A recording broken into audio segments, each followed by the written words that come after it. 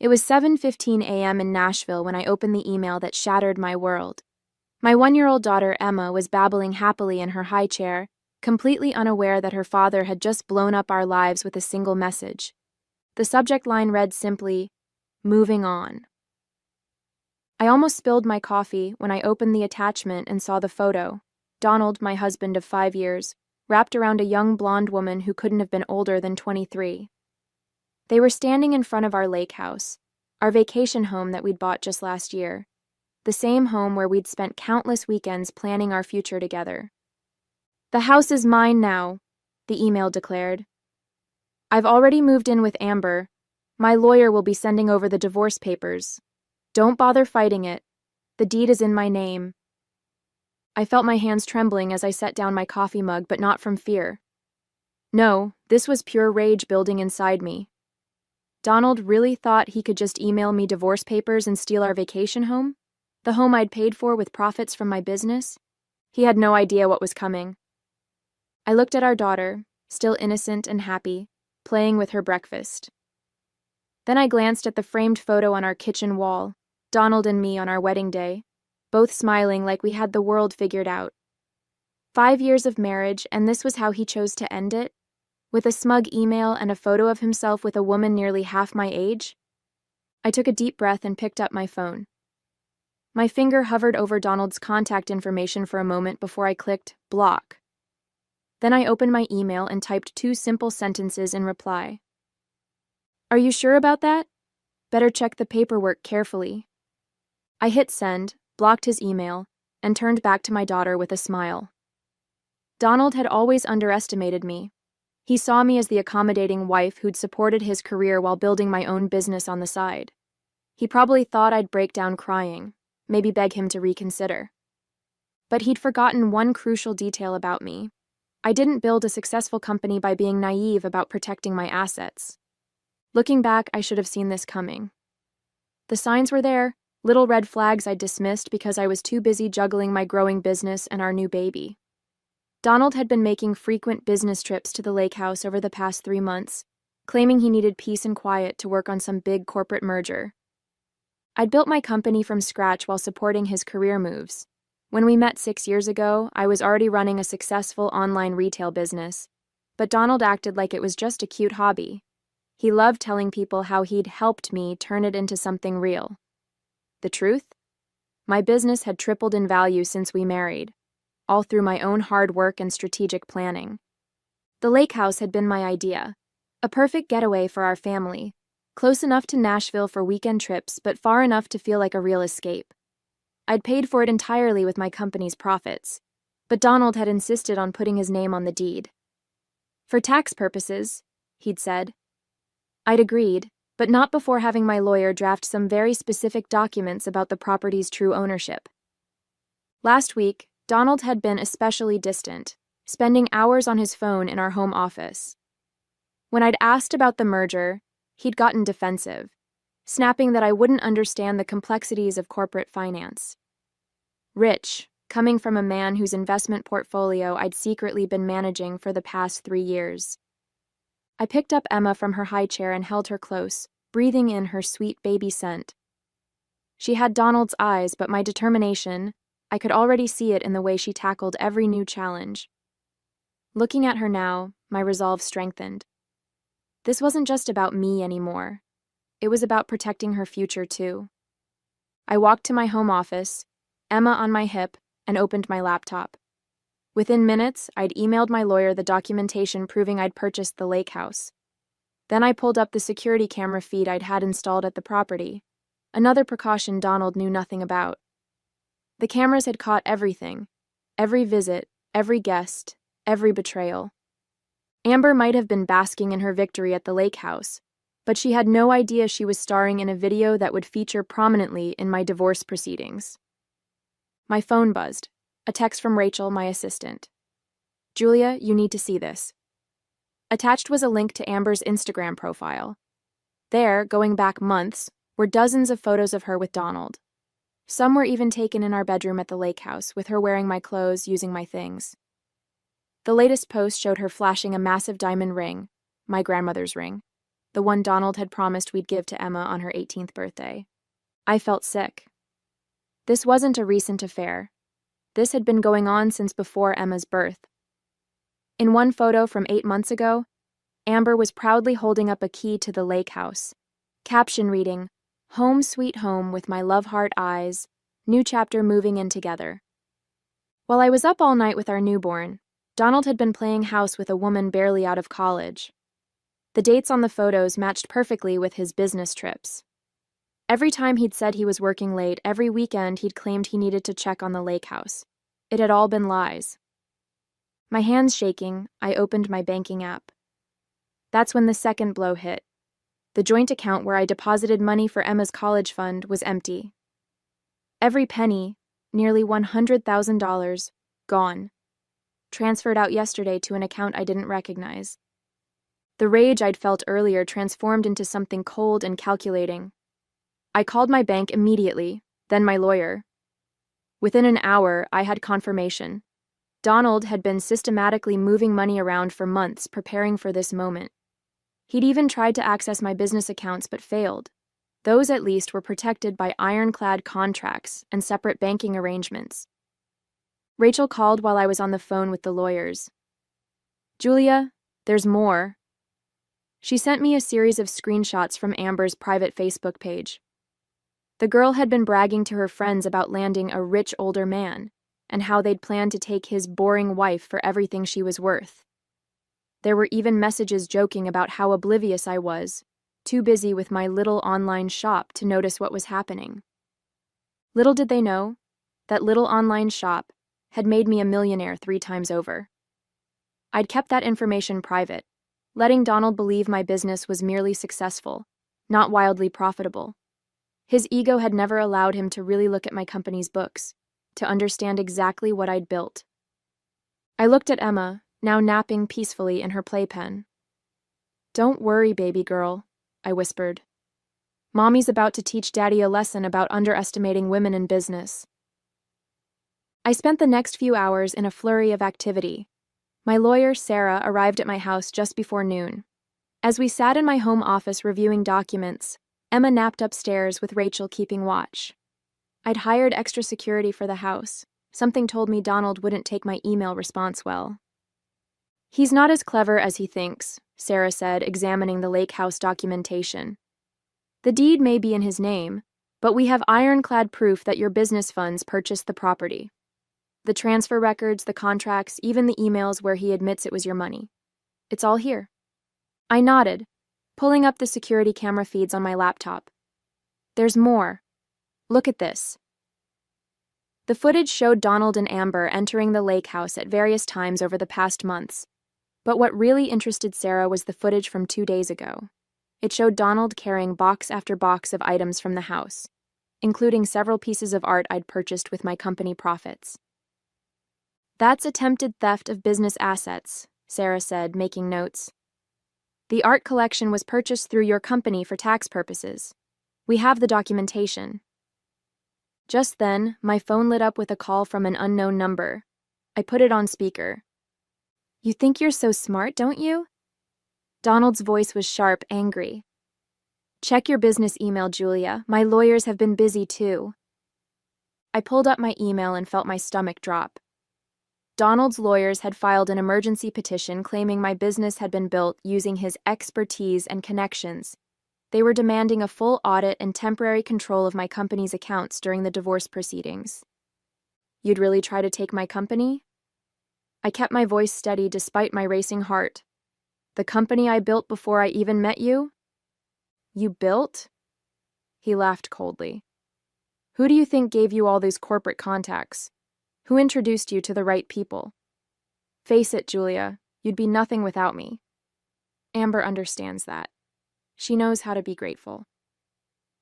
I muted the phone and turned to Sarah, who was already typing furiously on her laptop. She held up a finger. "Wait." "Donald," I unmuted the phone, buying time. "Think carefully about what you're doing." "Oh, I have. My lawyers will be in touch about Emma, too. You're too busy with your precious business to be a proper mother. Amber's great with kids. She used to be a nanny." The threat to take Emma made my blood run cold, but before I could respond, Sarah slid her laptop over to me. On the screen was an email from 3 years ago, one Donald had sent to a friend, complaining about my success. She won't listen to my business advice at all, says she doesn't need my help. And she's right, her company's worth more than my annual salary now. It's embarrassing. I smiled into the phone. Donald, I just sent something to your lawyer. You might want to check with him before making any more threats about my company. What are you talking about? Let's just say your email archives aren't as private as you thought. Call off your lawyers, or the next email I send will be to your boss. I wonder how he'd feel about all those corporate contacts you claim to have given me? The line went silent. Then, click. Sarah was still combing through Donald's emails when Rachel burst into the office, her face pale. Julia, you need to see this right now. She thrust her tablet in front of me. On the screen was a draft press release from Donald's company announcing his promotion to Chief Financial Officer, effective next month. Suddenly, everything clicked into place. The timing of his affair with Amber, the calculated moves with our accounts, the aggressive legal strategy. It wasn't just about leaving me. He was cleaning house before his big promotion, trying to secure assets and minimize what he'd lose in the divorce. There's more. Rachel swiped to another document. Amber isn't just some random girlfriend, she's the CEO's niece. I felt like I'd been punched in the gut. Donald hadn't fallen in love with a younger woman. He'd orchestrated a relationship with the CEO's niece to secure his promotion. The lake house, the stolen money, even the threats about Emma. It was all part of his plan to start his new life as CFO with his perfect, well-connected young wife. Sarah looked up from her laptop.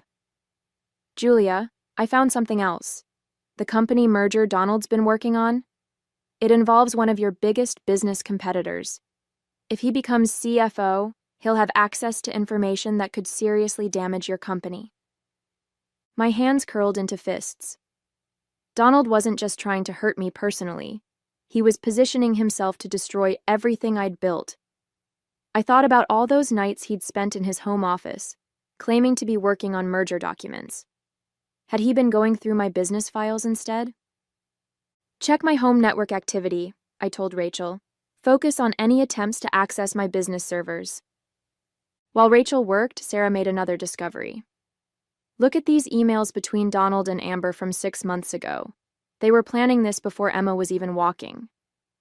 Amber wrote, "Once you're CFO, we can use the insider information to push Julia's company out of the market. Uncle Robert says he'll help." I felt sick thinking about how they'd plotted against me while I was caring for our newborn daughter. But their arrogance had made them sloppy. They'd left a trail of evidence that could sink not just Donald's promotion, but the CEO's reputation as well. Rachel's voice cut through my thoughts. Found it. Multiple attempts to access your business servers from Donald's laptop. He didn't get through your security, but he tried. That's corporate espionage. I stood up and walked to the window, watching Emma playing in her playpen with her favorite stuffed elephant. Donald thought he was so clever, using his relationship with Amber to secure his future. But he'd forgotten the most important lesson in business: never underestimate your opponent. Sarah, I turned back to my lawyer, draft an email to the company's board of directors. Include evidence of Donald's attempted corporate espionage and the CEO's involvement in using insider information to target a competitor. Add the security footage of Donald stealing company assets from the lake house. What about Amber? Rachel asked. I smiled grimly. Oh, I think the board will be very interested in how their CEO used a family member to help orchestrate corporate espionage. Don't you? Just as we were preparing to send the email to the board, my phone buzzed with an alert from the lake house security system. Donald was back, and he wasn't alone. Not only was Amber with him, but so was her Uncle Robert, the CEO.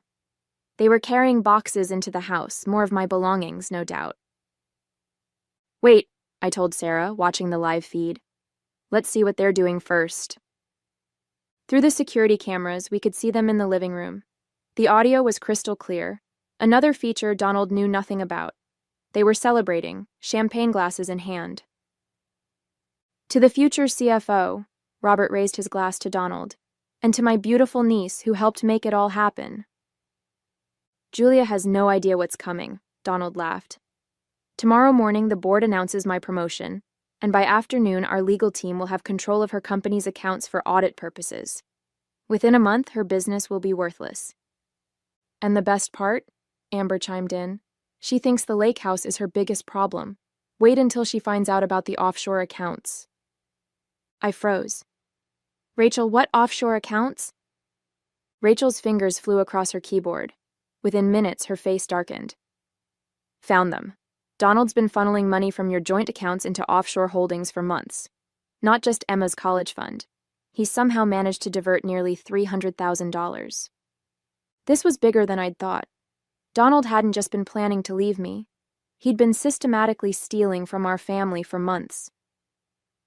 The lake house drama was just a distraction from his bigger scheme. But then Robert said something that made my blood run cold.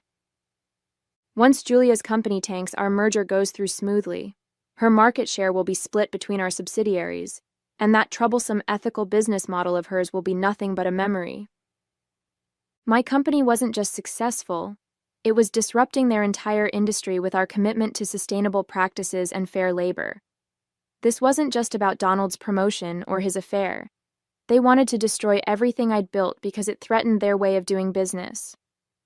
Send the email, I told Sarah. But first, add one more thing. Access the backup server, password Emma's birthday, and attach the file marked Insurance. Sarah's eyes widened as she opened the file. It contained years of documentation about questionable practices at Donald's company, information I'd gathered while managing his investment portfolio. I'd kept it as insurance, never thinking I'd actually need it. Julia, Rachel interrupted, staring at her screen. Donald just tried to access our company servers again, from the lake house. He's getting desperate. I watched through the camera as Donald excused himself to the home office. My home office. He sat at my desk, probably trying to hack into my business accounts again.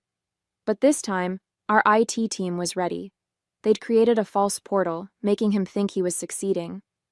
Let him in, I told Rachel. Let him think he's won. Because in about 10 minutes, that board email goes out, and their whole house of cards comes crashing down. Sarah looked up from her laptop. Email's ready. Should I hit send? I took one last look at the security feed. Donald, Amber, and Robert were still celebrating their imaginary victory. Do it. The response was faster than I expected. Within minutes of Sarah sending the email, Robert's phone rang. Through the security feed, we watched his face turn ashen as he listened to what I assumed was the board's immediate reaction. What do you mean, emergency meeting? He shouted into the phone. Who sent what evidence? Donald grabbed his own phone, presumably checking his email. The color drained from his face. The servers. She knew. Julia knew I was trying to access them. It gets better, I whispered to Sarah as we watched the scene unfold. Wait for it. Right on cue, Amber's phone started blowing up with notifications. Someone had anonymously sent her private Facebook messages to every board member, the ones where she bragged about helping Donald steal corporate information. The security camera caught the exact moment their celebration turned to panic. Robert was screaming into his phone. Donald was frantically trying to close his laptop, and Amber was in tears, mascara running down her face. Then came the coup de grace. Police cars pulling up to the lake house, lights flashing. Turns out corporate espionage and financial fraud are serious crimes. Who knew? I picked up Emma and held her close as we watched through the cameras. See that, baby girl? That's what happens when people underestimate your mommy. The last thing I saw before the feed cut off was Donald being let out in handcuffs, still shouting about how the house was his. The fallout was spectacular. Within 24 hours, Donald and Robert were both fired. The board's investigation uncovered even more than I'd known about, not just the plot against my company, but years of fraudulent practices. Amber's involvement in corporate espionage destroyed her budding influencer career. Last I heard, she'd moved back in with her parents in Ohio. The offshore accounts were frozen and investigated. Every penny Donald had stolen was returned, with interest. The lake house? Turns out attempting to steal company assets is a great way to lose any claim to property. The deed was transferred to my name, where it should have been all along. Donald tried to apologize, sending lengthy emails about how he'd lost himself, how he'd been seduced by power and a younger woman. I never responded. The divorce papers were clear. He lost everything he'd tried to steal, and then some. The evidence of his corporate espionage meant he'd never work in finance again. As for me, my company's ethical business model attracted even more investors after the scandal. We expanded into markets that Donald's company had dominated, our reputation for integrity drawing customers who'd lost faith in traditional corporations. Emma and I spend weekends at the lake house now, making new memories. Sometimes, when I'm sitting on the deck watching her play, I think about Donald's smug email with that photo. He thought he was announcing his victory, but he was really just documenting the beginning of his downfall. I kept that email, by the way. It's framed in my office. A reminder to never underestimate a woman who's built something worth protecting.